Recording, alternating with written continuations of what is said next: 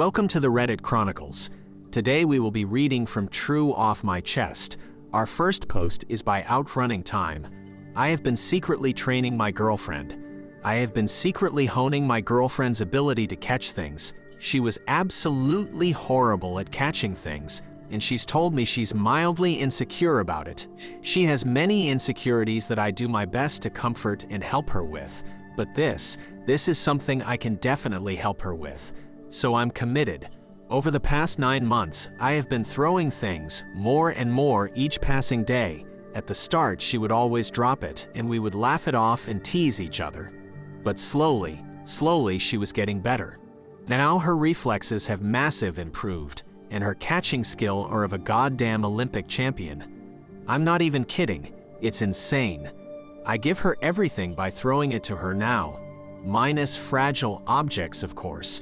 I don't ever plan to tell her about this because she's been bragging about how much her ability to catch just randomly started improving, and I don't want to take her spotlight or make her feel like I'm taking the credit for her improvement.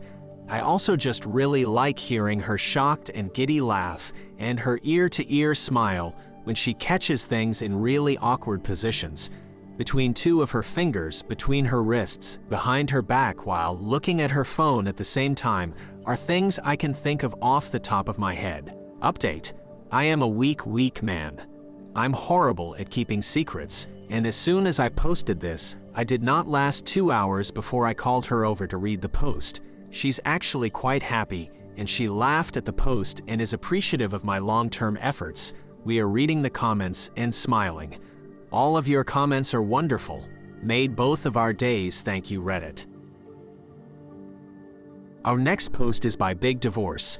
In 12 hours, I will get the answer, divorce or open marriage. I gave him an ultimatum. Either an open marriage or divorce. I caught my husband of 12 years cheating on me. I do know the girl because she is a part-time cashier at the local grocery store. He has been spending a lot of money on her. I got the proof and confronted his butt. He did what most cheaters do. Deny and gaslight. When he couldn't make up more lies, he finally caved and started with his big man tears of "Don't leave me, baby. I swear I will change." I gave him options. Either we open our marriage and keep our home and keep our children, and they will grow up in a house and not shift every weekend. You can keep your side chicks as long as you do not bring them into our home. We will have set of rules and boundaries. I laid out all the boundaries and conditions. 1, he cannot spend money from our joint account. He can spend money from his personal expenses. However, in case of emergency, he will put his family above his side chicks. 2, never bring them home or into our space where we have our kids. 3, no family members or friends. 4, always use protection and regular STD checkups. 5, we will tell each other about the dates and when are we going, who are we with. We do not have to share pictures of our partners. 6, if he gets a woman pregnant, it's the end, and if I get pregnant by another man, I will either get an abortion or put the kid to adoption, or if the father agrees, he can keep the baby and I will sign away my rights, and yes, he is more than welcome to divorce me, and I will not push him for child support for another man's child. Or we will get a divorce. We will split everything evenly. The house is in my name, so I will keep the house. We will only contact through parenting app.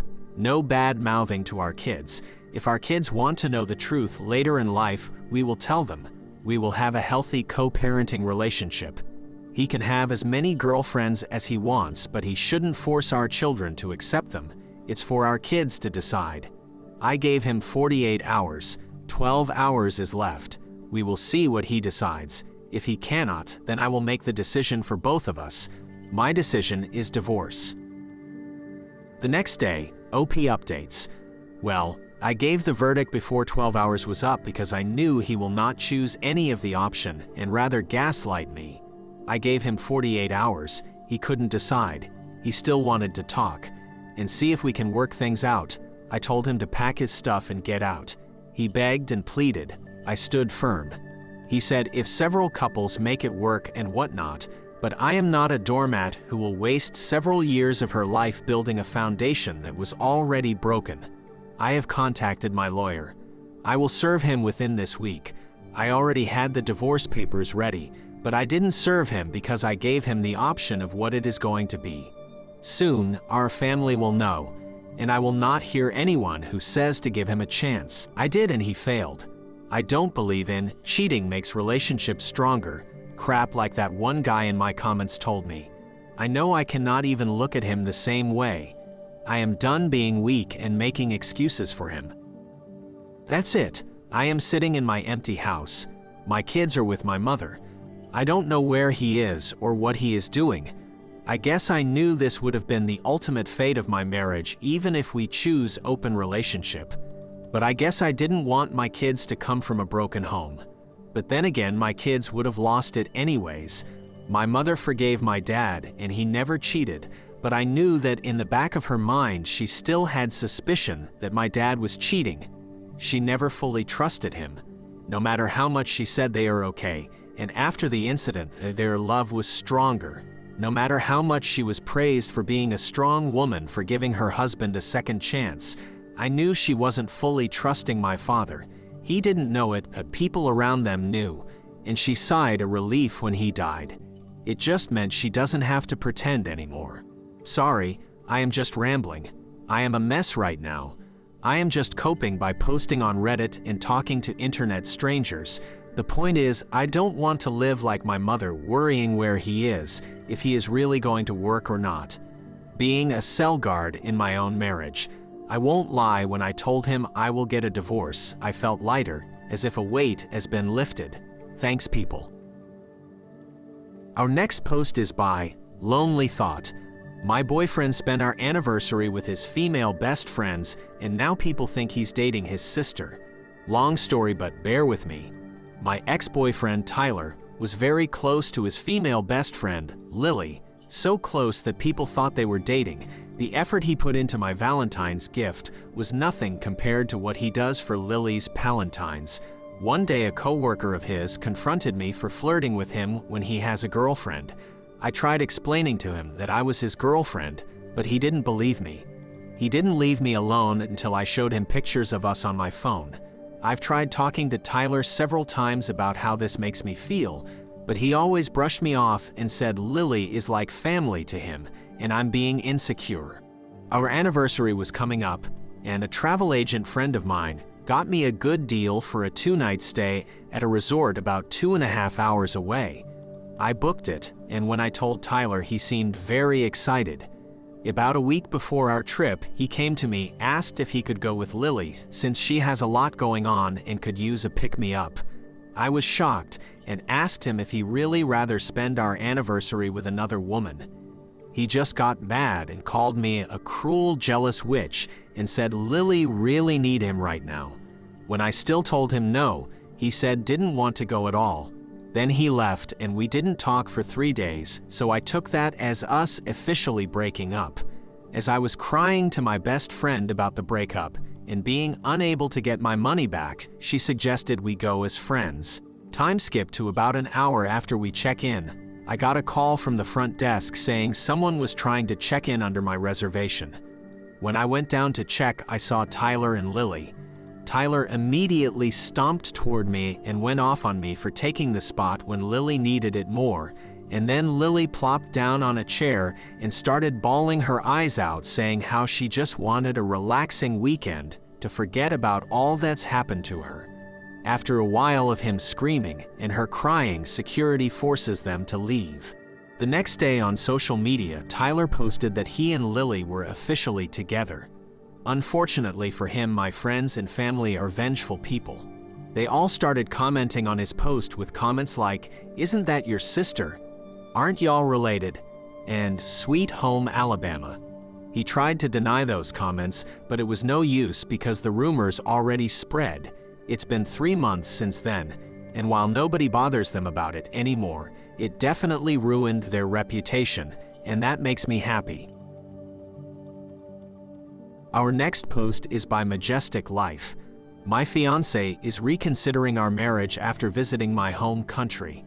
To start, I come from a small island in the Caribbean, part of the US. I moved to the US 5 years ago, just after graduating university, and landed a job here. Since day one, my fiancé has been romanticizing what is like to live in a tropical paradise that is my country. I love my country and I was raised there, but it's not even close to a paradise. Of course, it has its charms, but not close to that level. Well, we're planning our honeymoon, and she wants to stay there for 2 weeks and travel around the island.